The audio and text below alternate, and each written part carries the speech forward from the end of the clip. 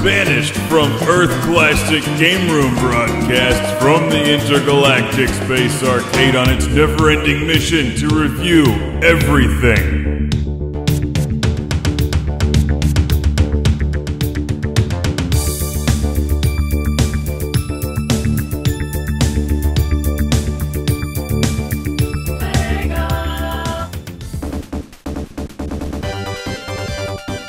Welcome to Classic Game Room. Let me just get in the shot there. Hey, it's Tails. This is what I really sound like.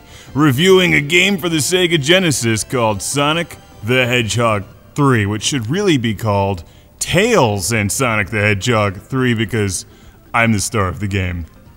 Sonic can't even fly. He's overrated, but me, no, I'm great. So here we go, let's watch the review. Whee!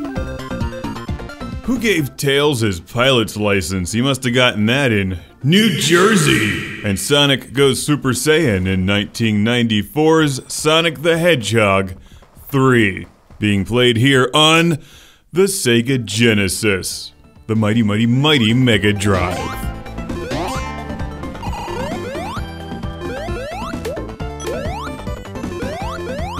People often ask me, Mark, how can you like Sonic the Hedgehog yet be so bad at his games? And that's a good question. I like the style of the old school 2D Sonic the Hedgehog games, and I played the hell out of the first one on the Sega Genesis back in the day when I was a kid, when I really had more time to memorize it. And that's the thing with Sonic the Hedgehog. They're massive games. They're not just simple platformers. There's many layers to a Sonic the Hedgehog game.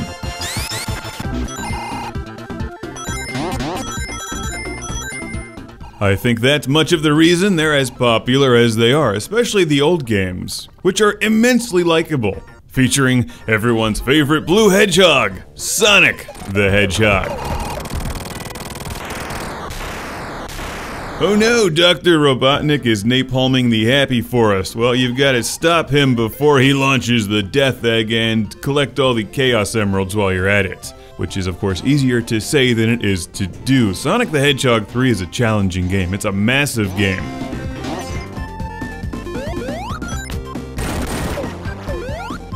And like the other 2D Sonic platformers, you can play it in a variety of ways.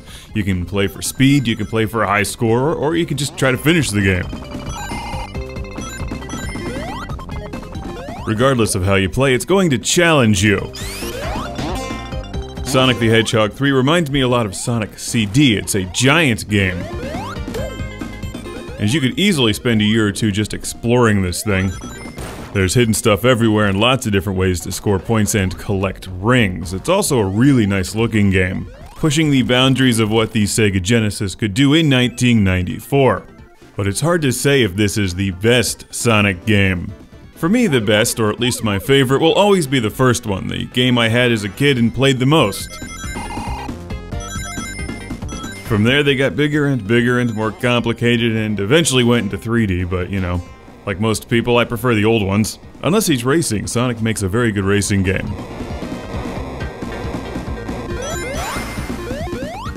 As you can see, like Vector Man, this is one of these really detailed, vibrant Genesis games filled with motion. And many layers of background detail. You can play as Sonic the Hedgehog or Tails, or a combination of the two.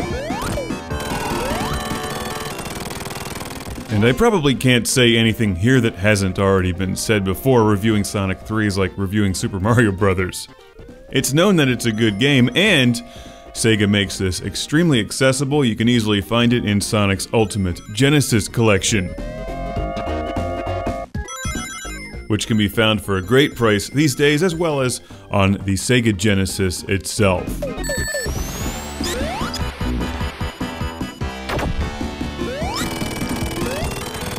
Even though I'm certainly not very good at it and find every single way to die possible.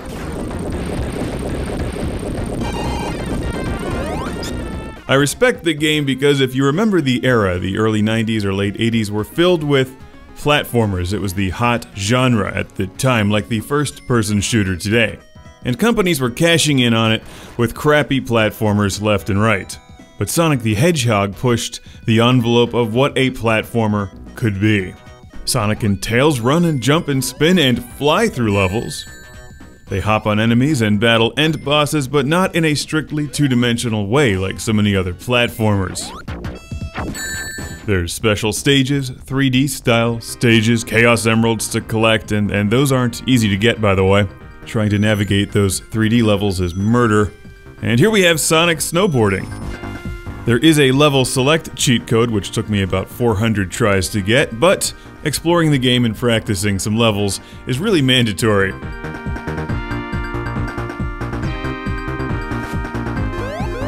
Sonic the Hedgehog 3 is a lengthy game, and another feature which greatly enhances the beautiful game cartridge is a save game feature. In the days before the modern internet, back when we were using Netscape, the level select cheat code probably wasn't too easy to come by, so a save game feature is great. Because unless you're Sonic Master #1, you have no chance of getting through the entire thing in your first try.